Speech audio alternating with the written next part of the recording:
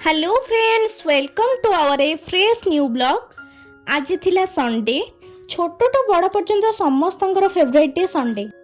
आमे भाई भौणी सकाळु बाहर पड़िलु नॉनवेज सन्धान रे। क्रैब मते खाइबा को बहुत इच्छा थिला बिकॉज मु पूर्वरु केबे भी क्रैब करी खाइ नथिली। समस्ते कहते क्रैब करी रो ग्रेवी बहुत यमी थाए। एटा केउ माछ किए जानिछंती कमेंट रे निश्चय जणाइबे। एठी मु टिके बंचिला माछ को देखुतिली, तापरे आम माछ कटा हैला।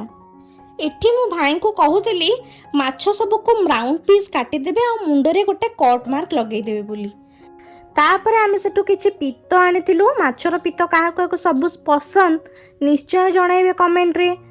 तापरे भाई क्रैब क्लीन करथिले। समस्ते जानि थांते से माने जेते क्लीन कले भी घरे आउथरे क्लीन करबा को पड़ी थाए। आमे एई कंकड़ाटी काहे के आनलु ना एथिरे मात्र गोटे वेराइटी ही कंकड़ा सेठी मिलुथिला। आमे से लोकेशन पूरा बुली देथिलु, मात्र से गोटे वेराइटी रे ही कंकड़ा मिलुथिला। देन आमे आसी जाइथिलु मॉर्निंग टिफिन पाई दही बरा आनिबा पाई। दही बरा आमे एठी के नबा को आस्तिलु। भाई एठी जस्ट दुकानटा खोलुथिले तो कहबा मात्र ही सांगे सांगे से प्रिपेयर करके देई देथिले हमकु। मॉर्निंग ब्रेकफास्ट रे की कोन खाइबा को पसंद करंती कमेंट रे सियो जणेबे। भिडियोटी जदि भल लगुच देन सब्सक्राइब करने को भूलिबेनी। मु आहुरी भल भल कंटेंट नहीं कि आसीजी आपनक पाखकु।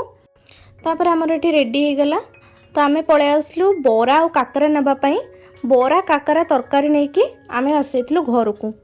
एठी मु सब को आउ थरे भल कि क्लीन करके लूण हळदी सहित मैरिनेट कर देथिली। केउ मानको सब माछर पित्त पसंद, मते तो बहुत भल लगे माछर पित्त। ताको पियाज दे भाजिले तो बहुत टेस्टी लगे। देन फ्रेश है कि आमे खाइबा को आसी जाइतिलु। एटी नानी दही बरा प्रिपेयर कर दोतला। दही बरार टेस्ट एवरेज थिला।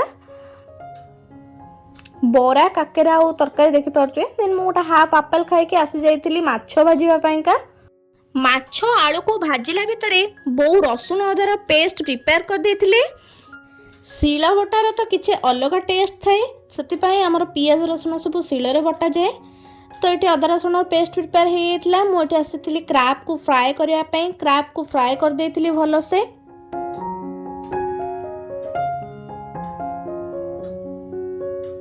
ये आम क्रैब टिके फ्राए कला परे मुझे बिल्कुल भी ऑयल नहीं जी ऑयल थिला सेतिरे ही तेजपत्र चीनी गुजराती देकी पियाज पकई देथिली। पियाज को भाजिला परे सेटा टिके सॉफ्ट हो जाता तो सेथिरे सॉल्ट और चिली पाउडर पकई देथिली। जेहेतु से ऑयल कम पड़ी तो मुझे टमाटो पकई देथिली जमते तले न लगिवो। टमाटर जो पानीटा बाहर से ही कषि हो। देन अल्प अल्प पानी देके मुझे भल से कषि देथिली। आपण माने देखि पारुथिबे एठी भल से टमाटो मिक्स हो जाइछि। देन अदा रसुण पेस्ट मसला देकी भल से कषिथिली।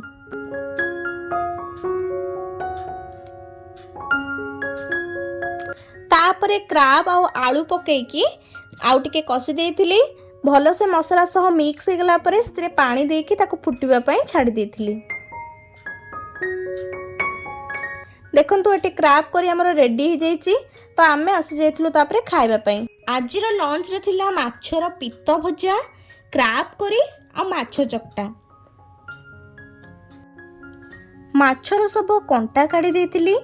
तापरे सोरिष तेल लंका पियाज दे भल से चकड़ी देथिली।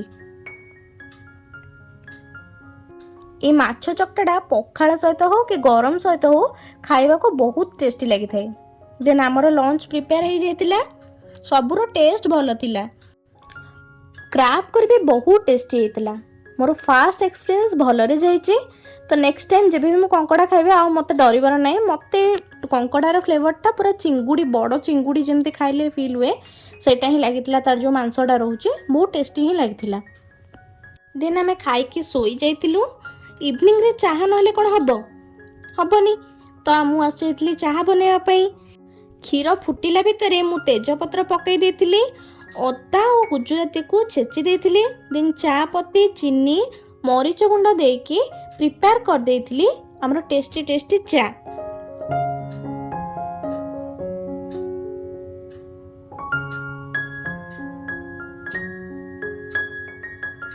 इवनिंग रे देखला बेलू भाईना पुणी मटन नहीं पलि आसते। तो ये गोटे डिफरेंट स्टाइल आज मटन बनूला। फास्ट तेजपत्र गुजराती लंका गोटा रसुण को भल भाव फ्राए कराइला। देन अदार पेस्ट को पकाई टिके भाजिला परे देन तापरे कटा पियाज पड़ता। पियाज भल भाव भाजी हो गला परे से सबू मसला पकई देथिलु। देन कटा टमाटो दे भल भाव कषिथिलु। देखंतु एटी मसला रे पियाज फिटिकी पूरा मिसी गलानी। आलू और मटन देके कषिला परे बनी जाइथिला हमर मटन करी।